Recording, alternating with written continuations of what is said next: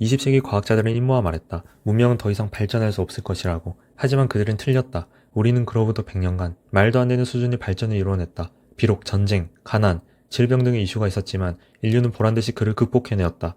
현재 우리는 인류 문명의 역사 중 전례 없는 풍요로움을 누리고 있다. 하지만 풍요 속의 빈곤이랄까? 현대인들은 불행하다. 통계만 봐도 그렇다. 특히 우리나라는 OECD 국가 중 자살률 1위 정도이다. 무엇이 그렇게 우리를 불행하게 만들었는가? 답은 간단하다. 사람들이 행복이라고 생각하는 것과 실제로 행복한 것은 다르기 때문이다.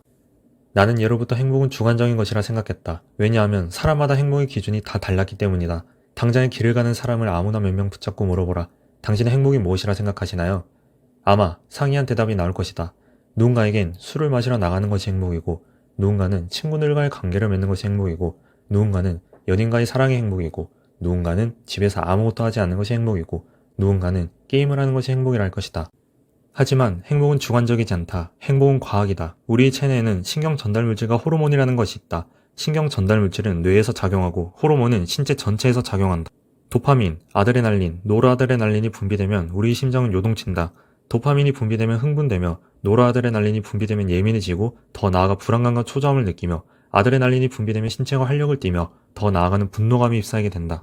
세로토닌이 분비되면 우리 몸은 안정감을 느끼고 멜라토닌이라는 호르몬이 분비되면 우리는 피로감을 느낀다. 아데노신이라는 신경 전달 물질이 분비되면 마찬가지로 피로감을 느끼며 가바라는 신경 전달 물질이 분비되면 우리는 고요함을 느낀다.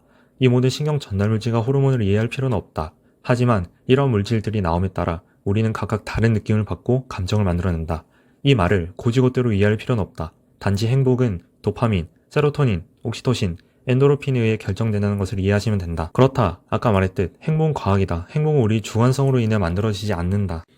그렇다면 우리가 느끼는 행복도 이런 물질들을 분비시킬까? 그렇다. 술을 마시면 도파민 양이 급증한다. 알코올 내성에 따라. 그리고 술을 마시는 정도에 따라 다르지만 술에 충분히 취하면 도파민 수치는 평균값이 225%를 뛰어넘는다.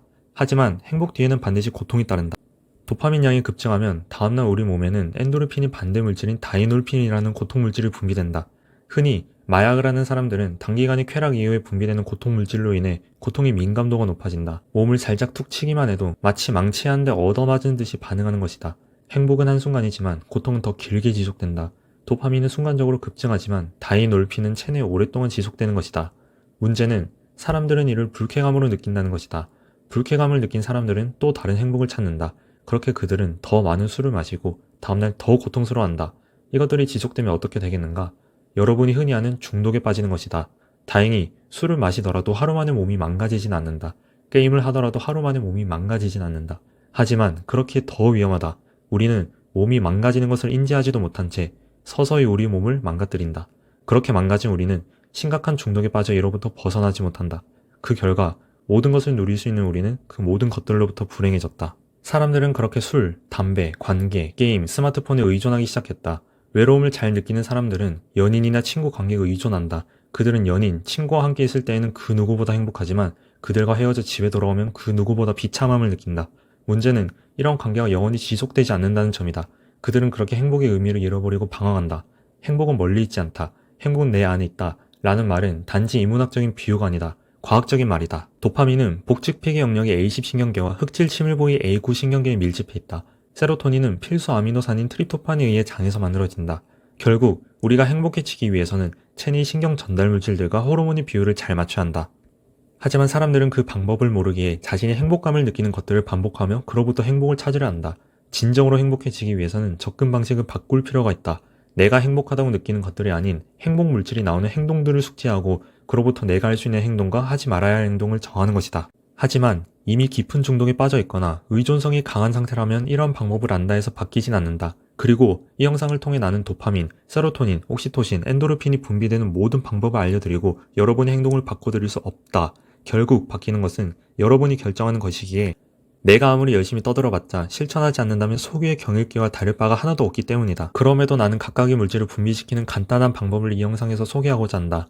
도파민을 분비시키기 위해서는 목표를 구체적으로 설정하고 그 목표가 내가 원하는 것이라는 가정에 출발하여 그 순간에 집중하면 된다. 그리고 그에 대한 통제감을 느끼며 내가 지금 올바른 것을 한다고 끊임없이 스스로에게 인지시키면 된다. 세로토닌을 분비시키기 위해서는 아침에 일어나 햇빛을 5분 이상 충분히 쬐어주거나 숲속을 거닐면 된다. 리듬 운동을 하는 것도 하나의 방법이다. 바로크 시대의 음악을 듣거나 음식을 꼭꼭 씹어 먹어도 된다. 옥시토신을 분비시키기 위해서는 사회적인 연결망을 구축하면 된다. 사이비가 일반인을 포섭할 수 있는 것도 모두 옥시토신 덕분이다. 그들은 유대감을 형성하며 스킨십을 통해 옥시토신을 분비시킨다. 외로움을 많이 타는 사람들이 강아지나 고양이를 통해 외로움을 달래는 것도 이 덕분이다. 강아지나 고양이를 쓰다듬으면 옥시토신이 분비되어 행복감을 느낄 수 있다. 엔도르핀을 분비시키는 것은 매우 간단하다. 입꼬리를 올리고 웃는 표정을 지어 얼굴 근육을 수축시키면 2분 이내 엔도르핀이 분비된다.